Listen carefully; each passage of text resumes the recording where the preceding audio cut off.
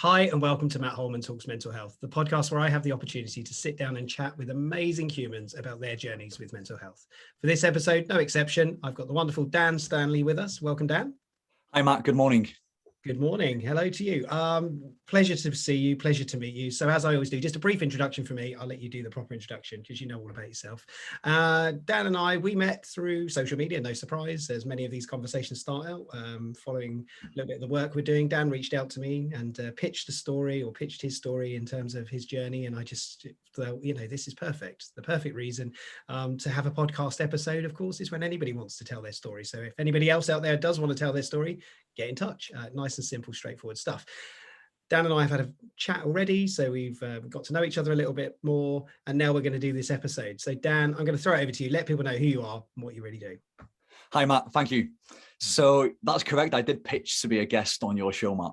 And that's because I came across it. I was looking through mental health podcasts on the iTunes podcast account, and straight away, I just connected with some of the stories that your guests were sharing. And I'd very much like the opportunity to share my story with your listeners. I think there's a real level of purpose in when one can harness the pain of their past and then use that strength for service. And that's what I hope to do today.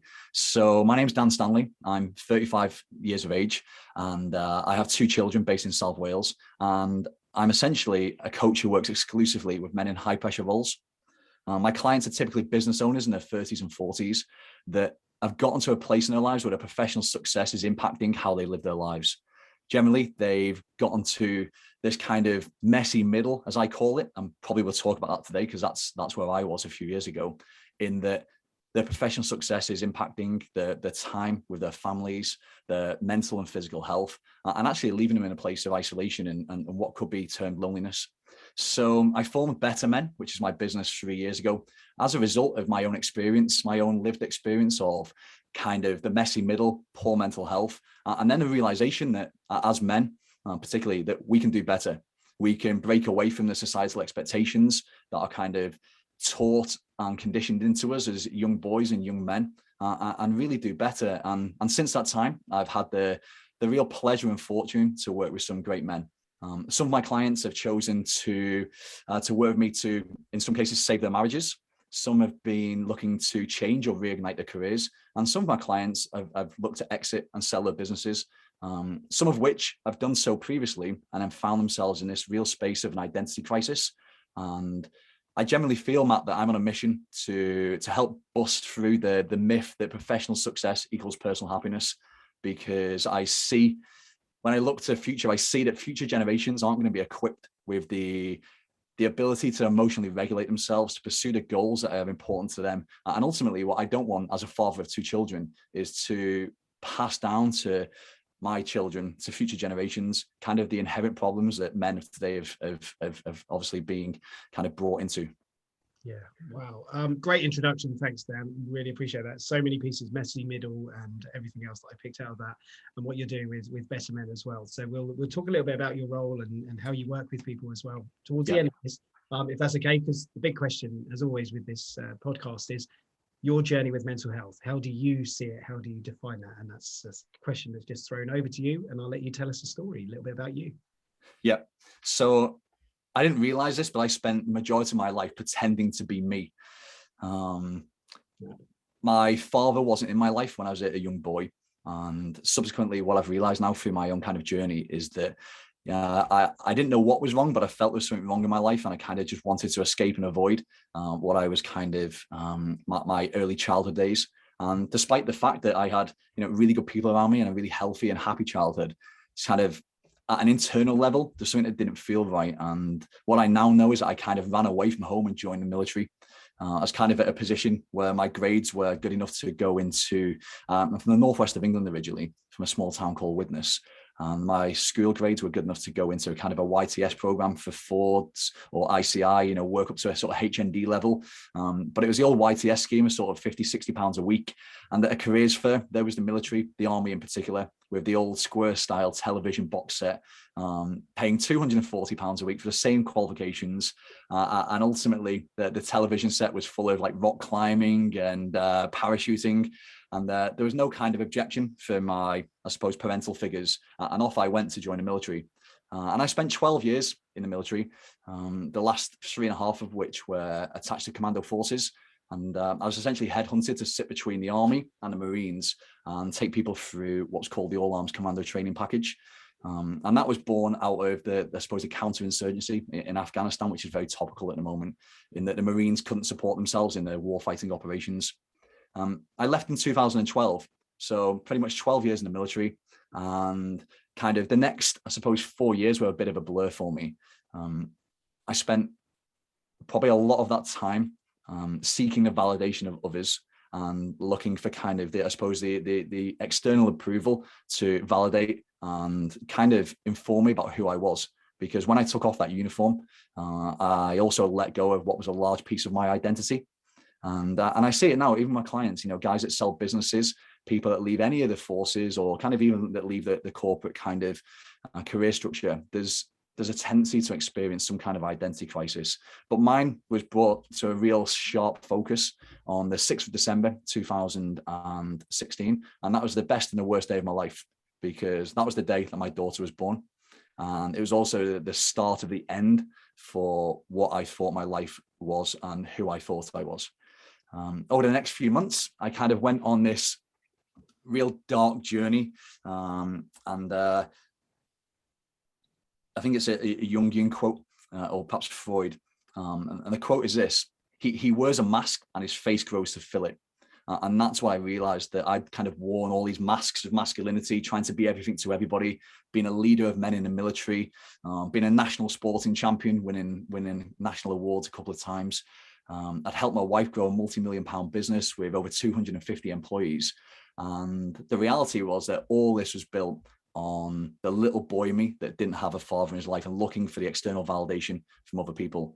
And yeah, the next 4 months for my daughter being born, to the point where essentially my marriage fell apart because of my poor mental health, was just a real difficult place for me.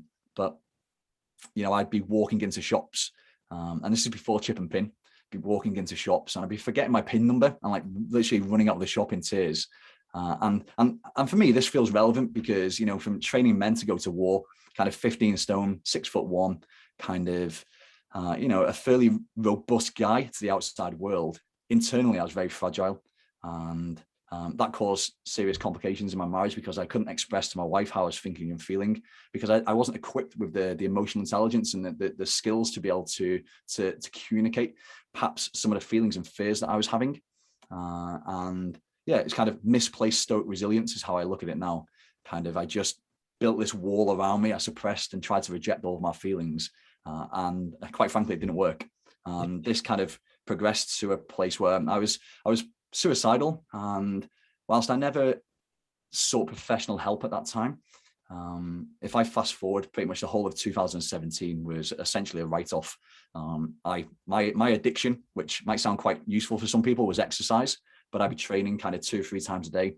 When I didn't have my daughter, I would just do the basics in work. And yeah, kind of came to Christmas Day 2017, and my wife and I, we FaceTime so I could see my daughter. And on that call, I could see the pain in my wife's eyes and she could see the pain in mine. But I just didn't know what to do. I didn't have the skills or the ability to put my life back together in any meaningful way. So what I did is what I'd always done. I probably ran half marathon on Christmas Day, came home, drank a couple of bottles of red wine, essentially lied to all my friendship groups because I just didn't have the capacity to be around all these loving, supportive families on Christmas Day, feeling broken inside. So I opened a book that a friend had gifted me. And this book had probably been in my drawer, but after kind of 2 bottles of red wine, for some reason I opened the drawer and opened this book and started turning the pages. And that was probably the first significant moment that kind of brought me back into a place of finding myself and leading myself. And what I learned in the first 50 pages of that book map was essentially, one of my concepts that I talk about with my clients is that we're taught what to think, not how to think. And I generally believe that's true because I'd never been aware of that internal voice in my mind, the constant critic that was highlighting where I wasn't good enough, or that I could have done better, or, what do people think, or I should be further ahead, kind of all that kind of nonsense that was going on in my mind. Within the first 50 pages, and the book, for anybody that's interested, is called Untethered Soul by an author called Michael Singer. It's a highly spiritual book, but as I said, those first 50 pages really allowed me to turn down that dialogue that was in my mind and was, quite frankly, controlling my life. And that was kind of the first step to me and my wife reconnecting and creating a new marriage. So yeah, what kind of happened next was that we naively thought that we could go to a 5-star resort in the Maldives, patch up our marriage, leave our bullshit out in the Indian Ocean, and come back happily married. And whilst it didn't quite happen like that, the next sliding door moment for me happened on the beach in the Maldives. I was reading, I'm an avid reader. I was reading a book called Legacy. It's about the psychology of the New Zealand All Blacks and what makes them the most successful sporting team in the world. And a few kind of beds down on the beach, there was a chap reading Steve Peters' Chimp Paradox. Okay, yep. I'm in good shape. He was in good shape, looked of a similar age. And this guy kind of engaged me in conversation. And his words were essentially, we must be the only 2 guys in the Maldives reading self-help books. And, I tried to brush him away with humor, tried to deflect his, I suppose, indirect question. But he's like, oh, let's grab a beer and have a chat on the beach. I'll tell you my life story, you tell me yours. And this guy, to the outside world, nobody knew that me and my wife were there essentially as practically 2 strangers trying to repair a broken marriage. But this guy shared his story. Turned out he was an ex-Premiership footballer, played for one of the big London clubs. All the trappings you'd expect, the penthouse, the sports car, the models, all the kind of, that side of, I suppose, a high-profile life that we know exists. But he'd had 2 knee operations that hadn't worked. And essentially his career was over. And he went to a place of vulnerability and courage that I'd never experienced another man go to. And he explained how he'd gone from all the trappings of, financial success to a state of addiction, to gambling, to prostitutes, and to essentially being in a depressive state. And I'm listening to this guy's story, white sandy beach, turquoise ocean. You can even see the tips of the reef sharks swimming around the house reef on this resort. And then he turns to me, Matt, and his words changed the whole course of my life. Okay. He said, the only difference between a grave and a rut is the depth. The only difference between a grave and a rut is the depth. And I wasn't quite dead, but I knew I was in a deep rut. And I walked across the beach back towards my wife, Rachel. I don't even remember the conversation. I don't even know if I shared my story. I've just got no recollection or memory of that moment. But I know I walked back across the beach to my wife, who was reading a magazine on the sunbed. And I said, when we get home, I'm going to shut my business down and I'm going to take some time out because I need it. And she kind of looked at me, didn't really ask any questions. She just kind of looked at me, just left some space, which was probably what I needed. She fell asleep from Dubai back to Heathrow, and I wrote an exit plan for my business. 8 weeks later, I shut it down. I spoke honestly with clients about where I was and where I've been, because most of them didn't know. And I took 8 months out. And in those 8 months, I started to converse and have the courage, just like this chap on the beach had, to share my story. And even my closest friends had no idea about what had been going on. They knew that all of a sudden I was like fitter than I'd ever been, that I was perhaps, a little bit of a recluse, but they didn't understand why. They knew that me and Rachel were going through some difficulties in our marriage, but nobody understood any of it because I hadn't shared it. But when I did, one of the moments that really stands out to me was that I was selling a house to raise some money to sort of finance the time off that I was taking. And a chap came out to change the locks as the house is being sold. And we got chatting. I was sharing a little bit more about my story. And all of a sudden the guy breaks down in tears and, started to share some of his story. Some of my business connections, when I started to explain kind of how I've been thinking and feeling about, ticking all of the wrong boxes and kind of in a way, chasing this professional success with an expectation that I'd lead to a place of happiness and fulfillment. Lots of these other guys felt the same. And I'm at a place now where I I serve others and I give my time to others because I recognize that my life experience and my intrinsic skill set allows me to create a space for other men, just like I did in the military, to really pursue and achieve their own goals.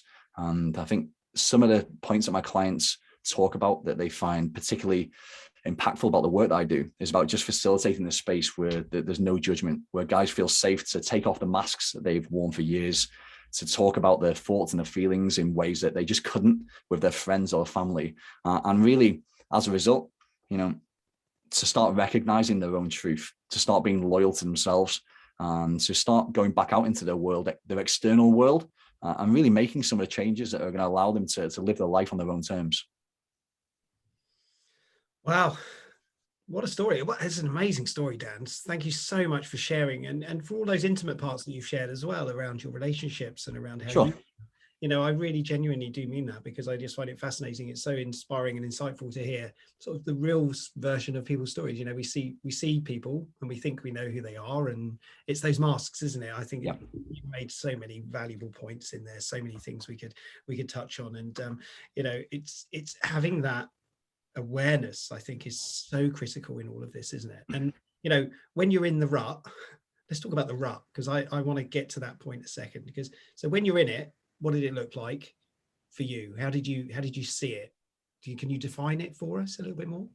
Yeah, my rut was busy being busy. I knew that I didn't feel particularly good about myself, so I avoided it and I suppressed it. I kept myself busy, particularly with exercise and through just showering my daughter in love and affection. But the reality was all I was doing was just kind of really avoiding what was going on in my life because I didn't feel equipped to deal with where I was at. And kind of the analogy that I kind of use to explain this now is that, probably a lot of these listeners probably perhaps have children. Imagine if you're on holiday with your child, like I was the other week. I was actually in Crete with my family. Coincidentally, myself and my wife now, our marriage is better than it's ever been. And we have 2 children, one of which is a boy. So we were on holiday last week, and I want your listeners to imagine that they're holding a ball under the water. They've pushed this ball, it's a beach ball. They pushed it under the water, and no one else can see it. They're playing hide and seek with their children. The children are looking for the ball, pretending they don't know where it is, perhaps. And this ball's pushed into the water, and they can feel the fatigue starting. Their arms are starting to shake. They're starting to realize they can't hold the ball under the water anymore. And when they take their hands off the ball, it explodes out the water. And that's essentially what happened in my life. The moment I took my hands off the ball of my emotions that I've been hiding and suppressing from people, it just exploded in my face. And from a place of essentially being suicidal to nearly losing my marriage, but it was all necessary. It was all necessary. And I'm very grateful now for my journey because I'm so far past it. And I genuinely believe it's put me on a path that feels, people talk about purpose and balance and happiness as destinations, and it's really not. All of these things are things that you choose to do on a daily basis. And that's why when I heard some of your guests share their stories, I pitched to you, Matt, was that I wanted to be able to share my story, but also some of the things I've learned as well. And one of the biggest things I've learned around all of this, all of my journey, is that the most important relationship we have in our lives is the one with ourselves. And that, every time that we choose to perhaps not keep our word, to appease other people, to prioritize other people's needs over our own, every time that happens, essentially we take ourselves into what I call a state of lacking alignment. And all I've done since kind of, I suppose, 2017, 2018 to present day is consciously choose to lead myself well, to make sure that my actions are relevant to my thoughts, so I get to feel good about who I am, where I am, how I'm living, and where I'm heading. And I genuinely believe that almost everybody listening to this is capable of doing that. Yeah, it's so true. I just resonate with so much of what you're saying, and I've been through, 2016 was my point. I think you have to. This is going to sound really harsh, and for anybody listening, please don't take this the wrong way, but you do have to have that moment of crisis in your life to realize sometimes how important things are. Yeah. how much you're pretending doesn't work, and you can't live that pretense forever, and it's really difficult to maintain, and it gets harder, doesn't it, as you keep on trying to do more and trying to do more and trying to do. And the thing that you said about the busy, is the first part of that response to the rut. I laughed because it wasn't because I found it. It was just, it connects so much to what I've said before around, I did a TEDx talk around being a 24-hour human. And the first thing I said in there is stop using the word busy, because it's just an excuse. Busy is an excuse. It's a barrier for us doing the things we really want to do. I can't go to the gym today because I'm too busy. I can't meet up with my friends because I'm too busy. I can't kiss the kids because I'm too busy. And that's the wrong way to look at it, isn't it? I think purpose becomes much more important than busyness, so making sure we have things that we do that mean something. And that's what I do now. I'm very lucky to have had that crisis. So like you, I can look back on that moment and go, I needed that. And actually, I'm very happy I had it, because if I hadn't have had it, I don't know what the future would have been for me. So better men, let's go to this conversation a little bit more. So what point did you go, right, that's what I'm going to do, and that's how I'm going to do it, and then you started this magical journey into the better men world and creating something amazing? Yeah, I one of my clients was international rugby coach. And so I worked predominantly with athletes and people looking to, I suppose, achieve extraordinary results through their health and fitness. So predominantly in a PT capacity. But one of my clients was an international rugby coach, and he and I formed a very strong bond because he kind of experienced these back issues that meant when he was traveling internationally to work with his rugby team, travel was just a real issue for him. And just through some very simple exercises and stretches, I took him to a place where he could really manage it himself and basically move past that place of pain that he was in. So I had a very honest conversation with this guy and kind of told him about where I'd been and what I'd experienced. And his next question was, well, what are you going to do now? Because that's what most people make the assumption that, you can't just take time out, because you've got to be doing something, because by doing something, you have an identity, which means people can understand who you are and what you stand for. So when I told him I was taking time out, he's like, what are you going to do? I told him that I wanted to create a space for other men to improve their well-being. I said to him, I don't know what that looks like, but I know that's what I want to do.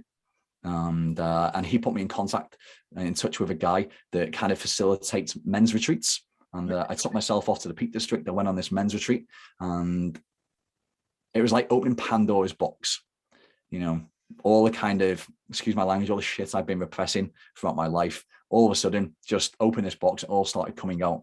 And I realized I was onto something initially for myself, because, the cliches that teacher learns the most. But I realized that I was onto something, and myself and my wife and just my daughter at this time went on holiday to the south of France. And again, over a bottle of wine, there's a theme here. There's a theme here. Yeah, it was. Yeah, a bottle of red. I kind of flippantly said, I'm going to call my business Better Men. And my wife said, oh, why? I was like, well, it's a bit like Ron Seal. It does exactly what it says on the tin. A lot of people, tried to perhaps influence my decision, saying that, Me Too movement, gender pay gap, equality and diversity, you can't call it Better Men. And my response then, as it is now, is that if you stand for everything, in my opinion, you stand for nothing. Yeah. And I wanted to create a space where men in their 30s and 40s, older or younger, perhaps in some cases, could step into a space where they felt safe to take off their masks, to start realigning and readdressing some of the imbalances that they were experiencing in their lives. And I've come to the realization that, the blueprint of masculinity that's passed down from our fathers and their fathers before them is essentially, it's broken. It doesn't work in a 21st century age. And this kind of, myth of masculinity, that if we succeed in our careers, at some point we'll reach the destination of personal happiness, it's so contrived and just doesn't work. So that's essentially what I do. There's a few different ways that clients can work with me, catering for people's price points and needs. But I'm really excited actually to be bringing online a small group course at the end of September. And the reason that I'm doing that is because, aside from my business, Better Men, I have it's a community project. It's called Men and Mountains. And it was born out of my own loneliness. I realized that once I started removing some of my friendship groups, the ones that I felt no longer served and supported who I wanted to become, or quite frankly, just had different values to myself, that I actually felt quite lonely in my life, despite the fact I was surrounded by lots of people. So I formed a monthly men's walking group, started with a small group of friends, about 6 or 8 of us. I was a qualified mountain instructor from my time in the military, and essentially now there's a group of around about 140 men that about 50% are active in the walks, but as a wider collective, they're a group of guys that just find a great sense of community and connection in the space that we facilitate. So, and when I saw kind of just how impactful that was for people to be able to share their stories, to have that peer-to-peer interaction, to let go of their egos and just to show up authentically, like what happens every Sunday or once a month on a Sunday in the Brecon area of South Wales. I thought there's real power in that.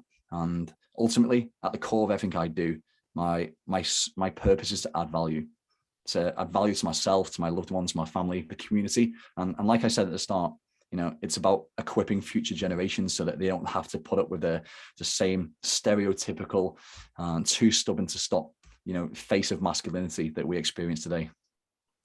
Wow. Again, amazing. I love it. And as you're talking about mountain men, and I've got a friend of mine who will listen to this, and he is really into sort of all of that element as well. So I'm gonna connect him with you as well, Dan. Thank you, Matt. I steal a bit of the space on this recording. We are coming towards the back end of this recording now, and I want to throw it over to you in a second to sort of give your final thoughts, any words of wisdom or quotes or anything you want to share. Please, shamelessly plug your work as well, and whatever you need to. But from me, I find it fascinating hearing your journey, Dan, and as I do with all of these recordings, the most important thing is you are authentic and genuine, and you're just telling people the reality of your world of and I'm sure there's a lot more depth in there as well in some ways, but we understand a little bit more about you now, your motivations. And I can totally understand and connect with you around why you do what you do, with the purpose and the passion that you have. So a huge thank you from me, firstly, and wishing you on your journey continued success and everything else. And no doubt it's like a mountain range, isn't it, our lives? And sometimes we're climbing them and sometimes we're coming down them, and we've just got to realize that when we're at the top, we need to take a moment to look around and take in the beauty of everything that we can see, of course. So we can do that at different parts. Final thoughts from you, Dan. I'm going to throw it over to you. So I've predominantly been talking today about men, but I recognize that there's a big percentage of your listeners that are also ladies and females. But I'd like to just everybody, both men and women, to just take a moment to reflect on this. And it's Confucius, a Chinese philosopher. He said that a man has 2 lives. The second begins when he realizes he only has one. A man has 2 lives. The second begins when he realizes he only has one. So whether you're a man listening to this now, or you're a lady recognizing your husband or your partner or colleague or sibling is at a place in their lives where they're experiencing some difficulties, please encourage them to talk. Please create a space for them where they don't feel judged. They just feel heard and safe to talk about whatever they're experiencing. And ultimately, that's my message, that if we talk about where we are, we can proactively address our mental health. So true. Thank you so much, Dan, for sharing those wise thoughts as well. So let's get living those lives. And as you say, if anybody out there, male, female, anybody that wants to connect, I'm sure you're more than happy to take any questions or comments from anybody as well, Dan, right? Yeah, sure. The best place to connect with me is on LinkedIn, Dan Stanley, and my business is called Better Men. Brilliant stuff. Well, please, everybody listening, go and check out Dan's work and the work he's doing with Better Men as well. So brilliant. We are at the end.